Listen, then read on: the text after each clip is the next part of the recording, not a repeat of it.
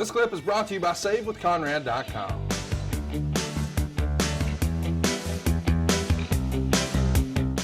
Now that we've done enough shilling for other people, let's shill for you a little bit. Okay. I sent you a text this past weekend. Yeah. Just saying, hey man, I know what a big day yesterday. I'm happy for you. I'm proud for you. Blah, blah, blah. I knew it was going to be a big event. Mm-hmm. I knew it was going to be something special. Mm-hmm. It still far exceeded my expectations. CM Punk is back. Tony, you were there. Mm-hmm.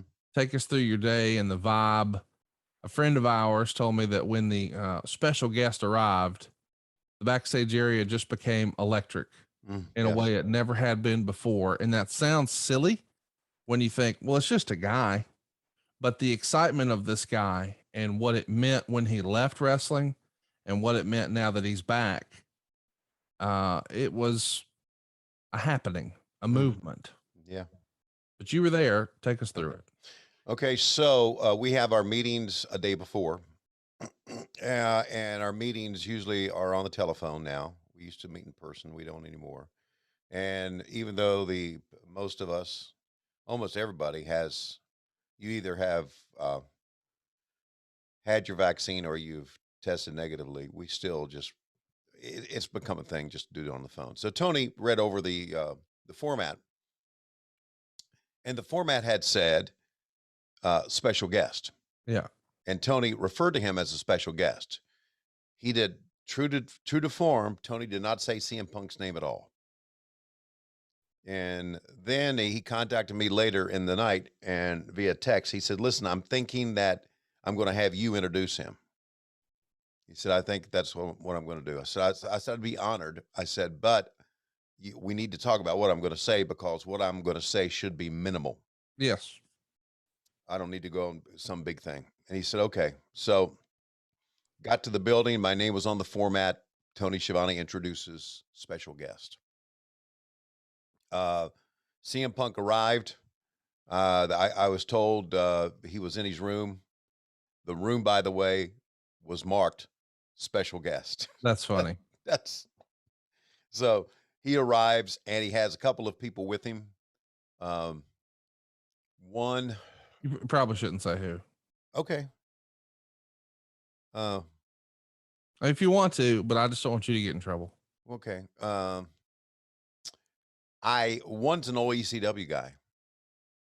Let me think for a second. Lou Dangerously. Oh, wow. Yeah. Oh, wow. How about that? Wouldn't guess that. All right. And there was someone else, and I know he has wrestled before, and he's a friend of his. So he had a couple guys with him. Sit there and talk to him for a little bit. And Tony Khan came in, and we all three sat and talked, and it was decided, and I really think rightfully so, even though I really wanted to be a part of this. Yeah. It was rightfully so that he would come out on his own. He said, listen, I want you to interview me. We'll do it on Dynamite. And he said, I want you to hold the microphone. I don't want to jerk it out of your hands like people have done. And I said, okay. So that apparently is going to, as this thing drops, going to air to tonight. Me talking to him in Milwaukee. And so where he used to train MMA, by the way, he used to drive up and train MMA in Milwaukee. So I think it's kind of cool that his first show with y'all was in his backyard of Chicago, and his second show is just a hop, skip, and a jump little drive for him. Right. So during Rampage, I'm one of the three people in the back that's set at the go position. There's Tony Khan, and there's the coach in the middle, then there's me on the right. And he came out, and he stayed in the back and talked to everybody, and was very, very nice, as you might imagine.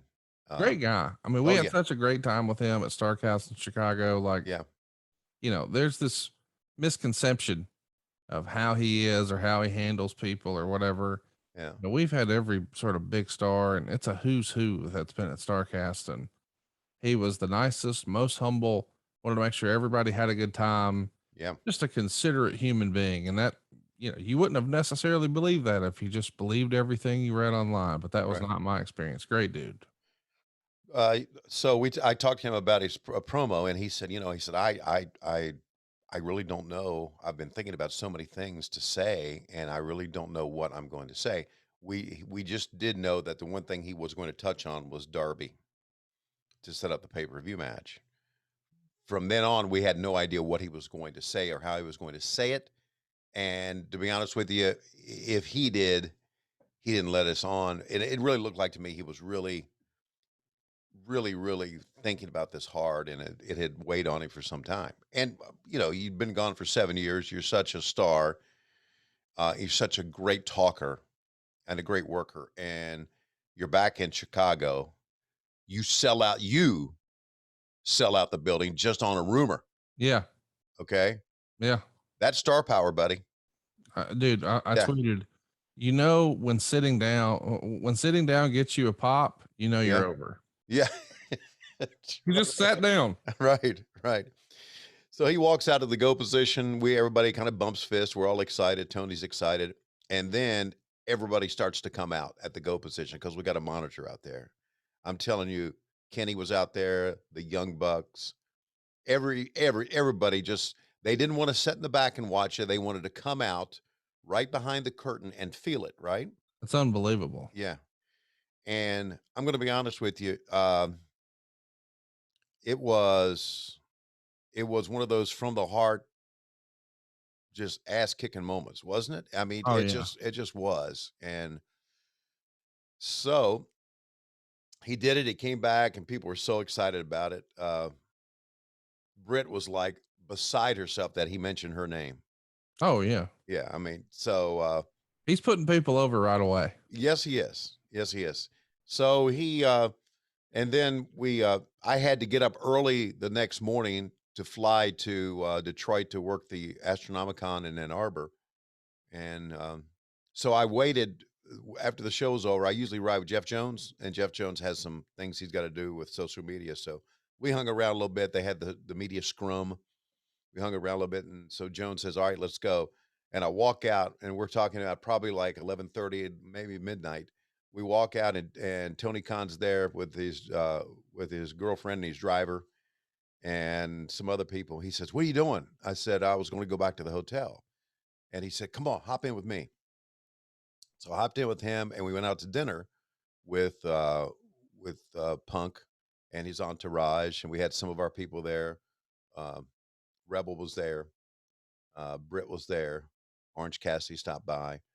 And I sat beside Tony at the table, and CM Punk sat across from us, and we talked about his return. And it was just a very, very special moment. Now, the fact is I had to get up at 3:30 for a 5 a.m. flight.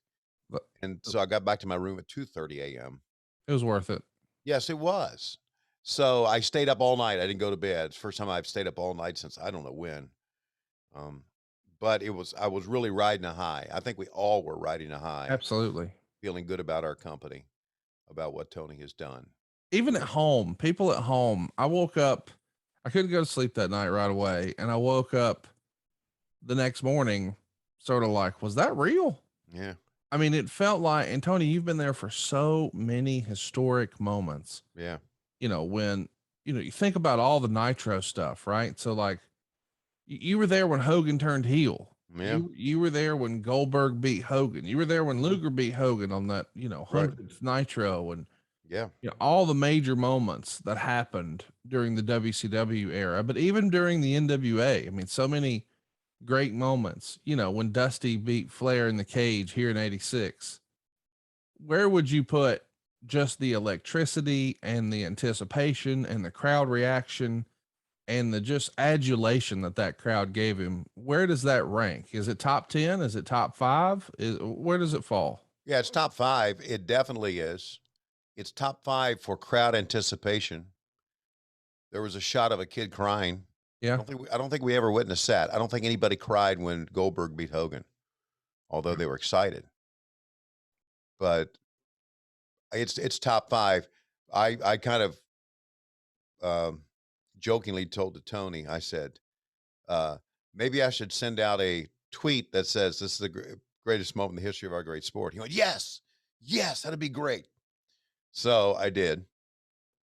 Most people agreed. Some people shit on it. Man, there's so many boo birds out there. It's almost like it feels like sometimes there's folks on the internet who don't want you to enjoy a goddamn thing. No, And you know what was good about me tweeting that out and reading all the responses, which I did, and then I deleted Twitter from my phone immediately after that again. I had Attaboy. to I had to download Twitter to put that on. There you go. Uh, so what was good about reading about all the comments and some of the negative comments, and really, if you of a ratio, there were like 20 positive, one negative comment for 20 positive Yeah, ones. yeah, that Right. makes sense. And what's good about that, I discovered another dickhead to block. Oh, so you Bec- blocked a new person. Yes, out of my life. Click, you're gone. Go set and do a Lanny Poffo on yourself. Yeah. Yeah. So anyway, yeah, that was a top 5 moment. And because of the anticipation and um because of the response and because of I really think he I get it. It's a wrestling podcast, but he's saving us money on our mortgage. Do you really trust this process? The reviews don't lie. 5-star review after 5-star review. We make it fast, we make it easy, and it's no cost or obligation.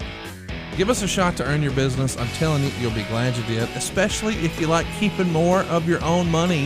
You don't need perfect credit or money out of your pocket, so what are you waiting for? Hurry to savewithconrad.com. as we like to say, knocked it out of the park on the promo, which we knew he would. I mean, obviously, he's been one of the great promos. You know, my first my first recollection of CM Punk, and this has to be while you and I were started doing this from 2017. I just happened to he was at the I met him at the radio station in Atlanta. I worked on the AM side and we had like 4 FM stations all in the same building. I remember that, like 2012. It was yeah, and so they said someone had told me said CM Punk is in. And I said, "Yeah." And they said, "Yeah." And I'd heard I didn't know it because I hadn't been watching wrestling, but for some reason I had known the name. So he came out of the studio and I said, "Hey, Tony Schiavone, uh, congratulations on your career." And then he said, "You don't remember me, but in the early part of my career, I was at this place and we were this place together." So we talked for a bit, and then I met him went up talked to him at a Starrcast event.